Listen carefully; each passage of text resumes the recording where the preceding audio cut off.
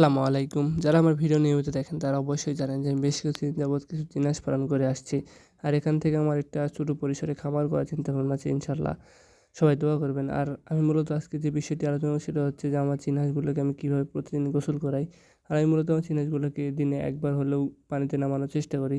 মূলত এটি পানি ছাড়াও আরকি বেঁচে থাকতে পারে। পানিতে না নামালেও কোনো সমস্যা হয় না। কিন্তু পানিতে নামানো একটি দরকার আছে, কারণ প্রতিদিনের আরকি গায়ে বিভিন্ন ধরনের ময়লা লেগে থাকে। এর কারণে একবার করে গোসল করালে সেগুলো পরিষ্কার হয়ে যায়।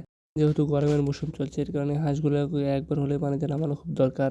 কারণ হাঁসগুলোর গা ঠান্ডা থাকে। আর আমার হাঁসগুলো মূলত একা একাই আরকি চলে আসে। আমি মূলত আজকেই নিয়ে আসছি। আর আজ মূলত আবহাওয়া একটু ঠান্ডা, এর কারণে হাঁসগুলো পানিতে নামতে চাচ্ছে না। এর কারণে আমি আপনাদের দেখানোর সাথে হাঁসগুলোকে একটু খেদাই নামালাম, কারণ হাঁসগুলোর গায়ে অনেক ময়লা হয়েছে। আর আমি মূলত হাঁসগুলোকে 10টা থেকে 12টার ভিতরে আরকি চেষ্টা করি পানিতে নামানোর। আর তারপরে আমি মূলত আমার হাঁসগুলো পানিতে নামাই দেওয়ার পরে আমি আমার গরুগুলিকে গোসল করাই। তারপরে আমি আবার এই হাঁসগুলোকে আমার যেখানে রাখি সেখানে মানে আটকায় রাখি। আর দেখতে পাচ্ছেন হাঁসগুলো মানে পানিতে যখন একটা নামে বা কয়েকটা যখন পানিতে নামে, তারপরে হাঁসগুলো একা একাই নামে। আর আমার হাঁসগুলো আলহামদুলিল্লাহ পর্যাপ্ত পরিমাণে বড় হয়ে গেছে। হয়তো কয়েক মাসের ভিতরে ডিম দিবে বা ১-১.৫ মাসের ভিতরে ডিম দেওয়া শুরু করবে। আমার হাঁসগুলো অনেক সুন্দর ফেদার আসছে, এর কারণে অনেক ভালো উড়তে পারে। দেখা যাচ্ছে এখান থেকে উড়ে পুকুরের মাঝখানে পর্যন্ত চলে যায়।